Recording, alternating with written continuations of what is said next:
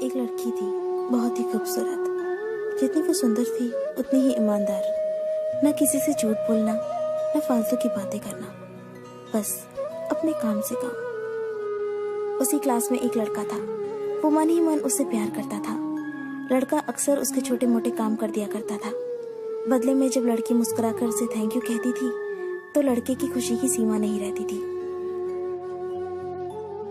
एक बार की बात है, दोनों लोग साथ साथ घर जा रहे थे। तभी जोरदार बारिश होने लगी। दोनों ने एक पेड़ के नीचे शरण ली। पेड़ बहुत छोटा था। बूंद छन छन कर उससे नीचे आ रही थी। ऐसे में बारिश से बचने के लिए दोनों एक दूसरे के बेहद करीब आ गए। लड़की को इतने करीब पाकर लड़का अपने जज्बातों पर काबू न कर सका। उसने लड़की को प्रपोज कर दिया। लड़की भी मन ही मन चाहती थी उसे, इसलिए वो भी राजी हो गई और इस तरह दोनों का प्यार परवान चढ़ने लगा। एक बार की बात है, लड़की उसी पेड़ के नीचे लड़के का इंतजार कर रही थी। लड़का बहुत देर से आया। उसे देखकर लड़की नाराजगी से बोली, तुम इतनी देर से क्यों आए हो? मेरी तो जान ही निकल गई थी। ये सुनकर लड़का बोला, जाने मन, मैं तुमसे दूर कहाँ गया था? मैं तो तुम्हारे दिल में ही रहता हूँ।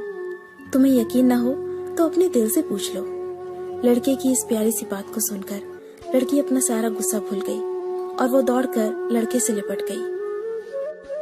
एक दिन दोनों उसी पेड़ के नीचे बैठे बातें कर रहे थे। लड़की पेड़ के सहारे बैठी थी और लड़का उसकी गोद में सर रखकर लेटा हुआ था।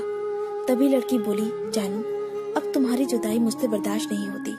तुम्हारे बिना एक पल भी मुझे 100 साल के बराबर लगता है। तुम मुझसे शादी कर लो, नहीं तो मैं मर जाऊंगी। लड़के ने झट से लड़की के मुंह पर अपना हाथ रख दिया और बोला, मेरी जान, ऐसी बातें मत किया करो। अगर तुम्हें कुछ हो गया तो मैं कैसे जिंदा रहूंगा?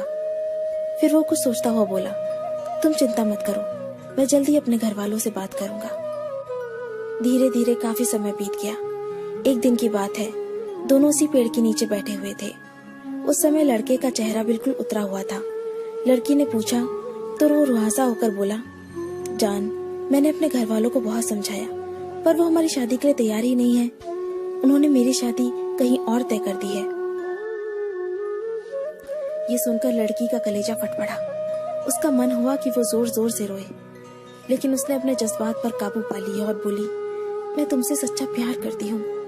मैं तुम्हें कभी भुला नहीं सकती।